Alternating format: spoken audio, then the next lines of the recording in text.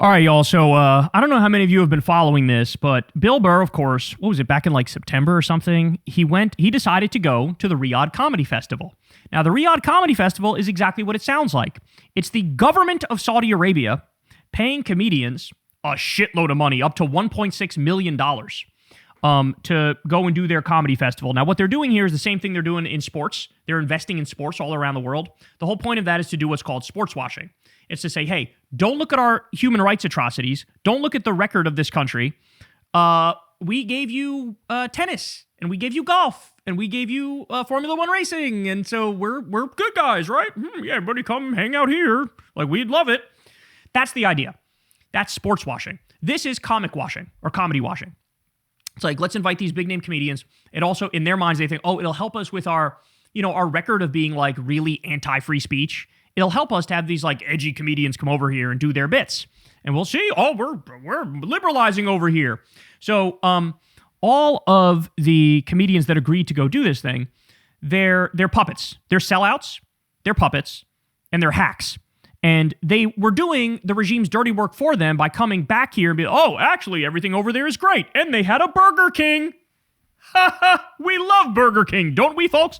Like, this was what they were doing. Well, Bill Burr, the reason why it hit so hard that he went is because he sort of positioned himself as, I'm the non-sellout comedian. I'm the guy who's going to keep it real. I'm the guy who's going to tell the truth. I'm the guy who's going to shit on materialism and consumerism and capitalism, and I'm going to rant against billionaires, and I'm going to have integrity, and I'm going to be virtuous. That was his position, right? And, well, it turns out it was all bullshit. There's a video of him back in, 2010 or something like that, berating Beyonce for going to perform for Gaddafi's son in Libya or some shit like that. I might be butchering the details of the story, but that's the gist of it. He was against it, and he's like, really, how much fucking money do you need? You're going to go, put on a show for these murderous psychopaths? Cut to today, that exact argument applies to him with what he's doing with Saudi Arabia. So anyway, he comes back from this thing, and his audience is pissed off. Myself included. I was a big fan of Bill Burr. Now I'm not. And he doubles down, triples down, quadruples down, and basically spits in the eye of his audience and calls them racist and says, like, you're not actually mad, you're just a bunch of bots, basically. And that only gets the audience more pissed off. So now, I'm not kidding when I say he lost like half of his audience. His podcast numbers have been like cut in half. And every single video is downvoted like 4-1. And virtually every comment is like, fuck you, you fucking sell out. I hope it was worth it. Like, everything is going after him for that. And he's now crashing out. He's crashing out. So we got this great video from Too Lazy to Try. Everybody go give Too Lazy to Try a subscription. He does a lot of coverage of like the Rogan sphere and the comedy world, and he's hilarious, and he really like rips them a new asshole regularly. I love it. So go sub to Too Lazy to Try, and let's take a look, and we'll break it down. Looking forward to doing my first road gig since that comedy festival I did. I don't know if you guys heard about that. I did a comedy festival that people had a lot of opinions on. Literally sounds like a Bond villain or like a comic book villain, his laugh here.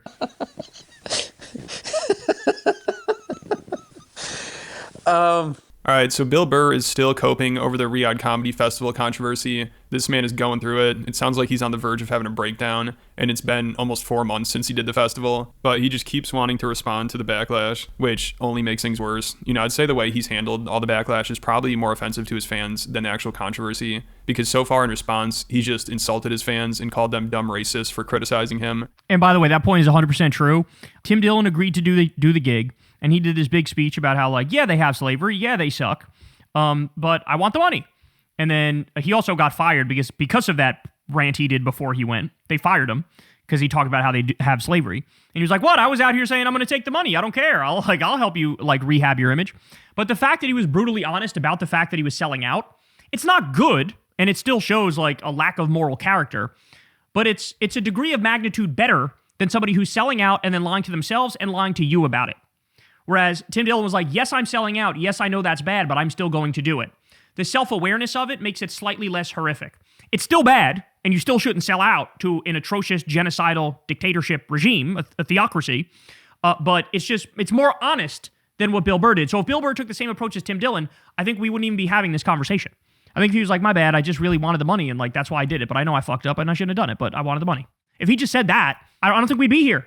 I think he would have lost some fans, but not nearly as many as he did. Then he seriously acted like he should be commended for performing in Saudi Arabia, like he was doing philanthropic work over there by getting paid $1.5 million from the royal family to do a stand-up set. Also, he had the audacity to call people that were criticizing him sanctimonious, which is unbelievably ironic coming from Bill Burr. Like, he says people are being sanctimonious, then right after acts like he was doing a great service by going over to Saudi Arabia. And, I mean, he's got to be one of the most self-righteous comedians, which is the reason he's gotten so much criticism, because he spent the past few years going on serious rants about all these social issues, like wealth inequality, the ruling class, healthcare, and immigration, which people applauded him for. But if you're going to make that your thing and go for applause over laughs, I don't know how you can then accuse everyone else of being too sanctimonious for being disappointed in you. You know, of course, once he does something controversial and people are upset about it, then it's like, they don't actually care about this stuff. They're all just trying to virtue signal. But everything from Burr just seems like projection now, you know, because obviously a lot of his fans feel that way about him.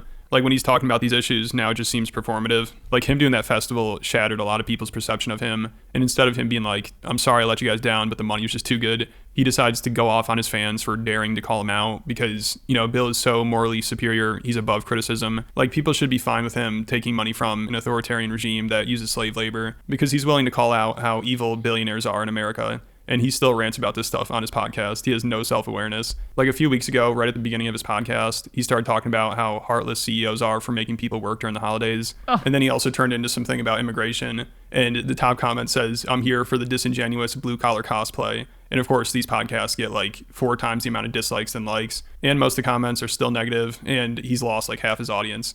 Holy shit, it's the last goddamn Monday of the year. And I would say the best Monday of the year. The Monday between Christmas and New Year's, because most likely you have it off. Well, at least you did back in the day. Not these fucking heartless bastards now. They send you right back to work. You know? They send you right back to work. They make people put tips on credit cards. They take a portion of your tips. They fucking make money off of that too. They don't give you any benefits. And we all know who the problem is. The fucking immigrants. If we could just get these fucking immigrants in a van and stuck in a jail with alligators around them, then all of a sudden these billionaires, you know, they'll start loosening up the purse strings and they'll start trickling down again. So these rants just don't hit like they used to for people. And Bill acts like it's all just trolls, haters, and bots that care about the controversy, but he's losing actual fans over this and how he responded to it. People were walking out of his appearance on Conan O'Brien's podcast because of how out of touch he sounded. Like, he kept talking about how amazing Saudi Arabia is and the culture there and the people, then would make fun of the people criticizing him for just being dumb, racist Americans. So now that he's a Saudi shill, it just seems like he's a parody of himself. I mean, he cannot read a room, and he's basically becoming a lolcow at this point. Like, every time he addresses the controversy, people can't believe how out of touch he sounds, which is a complete 180 from how people thought of him earlier last year. It's like he's trying to lose fans because anyone could tell you this is not the way to handle things. But I just don't think he can help himself. You know, he always thinks he's in the right, and in his mind, taking money from the Saudi royal family was a progressive thing. I feel like he's smart enough to be self-critical enough to realize, hey, I actually fucked this up, didn't I? Like, I really shouldn't have went, or if I did go, I should have been honest that I was selling out. And if he's not smart enough to be honest enough with himself to admit that, then he's a lot dumber than I thought. So I do actually think he feels deep down like I fucked up, but he won't admit it. He's probably going to sleep crying every night now, knowing how much he fucked up, because I think he's smart enough to know that. And his fans that are upset about it are just misinformed. And one day he's going to set the record straight. He said he's going to wait for things to die down, then do a full podcast addressing it. So I guess he's waiting till nobody's listening anymore to address it, probably because he knows it will just cause more backlash. I mean, it's like he wants to talk about it and respond to people really badly. Like, he randomly brings it up during this podcast and keeps doing this manic laugh. But you can tell he's trying to hold himself back because he knows talking about it more will only make things worse. Since that comedy festival I did, I don't know if you guys heard about that. I did a comedy festival that people had a lot of opinions on.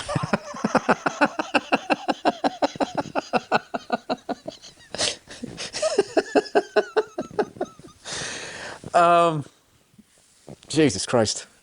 Someday. I am going to do, when enough time's gone by, when people clearly don't give a fuck, I am going to do on this podcast a nice deep dive into the absolute absurdity of that whole fucking thing. Anyway, let's do. I mean, here we are all these months later. You know, I got to be honest with you. The outrage is still where it was. People are still so concerned. God, it's just disturbing to listen to that. It's like he's not hitting the right wavelength. The frequency is off. Like, and I feel like he knows it. He knows this shit is not hitting. He knows it. God, how can anybody listen to that now? Getting sad. I mean, it's surreal to see what's going on with him. You know, he acts like, man, this is all just fake outrage and moral grandstanding. But I guess he completely forgot that he used to complain about celebrities taking blood money from dictators in the Middle East. So it's crazy he's all surprised that people are upset when he does it, and he thinks they're being sanctimonious. You know, like he's claiming they don't actually care, but what he's proving is he didn't actually care, and he's gaslighting people into thinking now that he's doing it, it's not a big deal. So he just looks like such a hypocrite here, which if he just admitted it and moved on, I think people would have been more understanding. But instead, he's trying to gaslight people into thinking they're crazy for caring this much. Beyonce and Mariah Carey actually did private New Year's gigs for $1 million. Did New Year's gigs for Gaddafi's kids. Can you fucking believe that? How much fucking money do you need to make, you know? God. You're going to take a gig where you're going to go dance like a goddamn fucking clown for a mass murderer's kids? And then you take that fucking blood money. And what he's done, you couldn't remember that he claimed he was behind the Pan Am bombings that killed fellow Americans? The fuck is wrong with you? Yeah, so I wonder why his fans would be disappointed in him taking money from the Saudis. You know, he has no self-awareness, and it's insulting to his fans to snap at them for thinking he's a hypocrite when there's no question he is. But he just can't admit it, probably because he wants to keep getting those Saudi checks. He'll never say anything bad about them. And instead, he'll just go off on his fans like they're the ones that are out of line.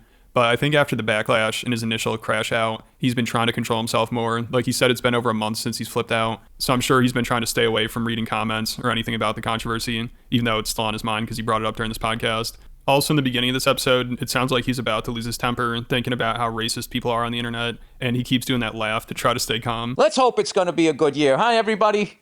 Let's hope. Let's hope, well, Jesus Christ. Let's hope they shut down the fuck. What if they just shut the internet off? Oh, my God. What if racist people couldn't just keep talking to each other on the fucking internet? Wouldn't that be fantastic? Oh, my God. It's fucking unbelievable. Anyway, with that positive note, hopefully this will be a good fucking year. I don't know, man. I don't know. Who knows? Who knows what happens? All you can do is just fucking try to be a good person yourself. I'm still in a good mood. Oh. I am fucking a month and 3 days. I have not lost my temper. I've gotten upset. I've been flustered, but I've stayed out of anger, which has been amazing for me and kind of blocked out like Mondays for me. Mondays is my mental health day. I go to therapy. I do my yoga. You know, I've been like meditating. Meditating is frustrating for me because I used to be able to do it. So even meditating is frustrating for him. Then also he starts to lose his temper during an ad read. It seemed like half this episode was ad reads. He did so many of them. Oh. And during one of them, he makes a joke. And then he starts getting all worked up about how they're going to make him redo the ad. And he's like, man, somebody in their cubicle who's trying to justify their job will make me redo this shit for no reason. So after him sympathizing with all these working class people who don't get paid enough and have to work too much, he starts going off about how some of their jobs are completely useless and they're just there to annoy you. It's hilarious. Jesus Christ, that was the tantric read of fucking advertising. Okay, who's next? Read, but I didn't realize I had that disclaimer to read. Well, we'll see what they say. You know, is there any way we could get a reread? Is there any way you could read that again? Is there any way you could just say you're saying this so you can justify your fucking cubicle or your desk? Is there any way you can just do that? Oh. Do you really think because I made the tantric sex fucking joke that someone's not going to use, will or won't use the coast fucking thing? Why are you doing ad reads? How much is Bill Burr worth? He sells out to Saudi Arabia for over $1 million. He's doing half of his show is ad reads, according to what he's saying. Like, why? Why? When will people understand? Like, I'm sorry, you lose trust when you go too far down that path and you start taking money from anywhere and everywhere. Nobody trusts you. You become a hack. You become a sellout. We'll see how long he can go without completely losing his shit. Like, he seems to want to talk more about that Riyadh festival, which will be a disaster. I mean, that'll just set him off. But let me know what you guys think about it, and make sure you check out my Patreon. Man, it's just crazy. And let's remember, guys, he sold out to a regime that did a genocide in Yemen to the point where literally 80% of the country needs aid in order to survive. Saudi Arabia bombed homes and schools and mosques and hospitals and markets. They blockaded the entire country in Yemen and created a famine. They killed over 220,000 people, 70% of which of the people that died were under the age of 5.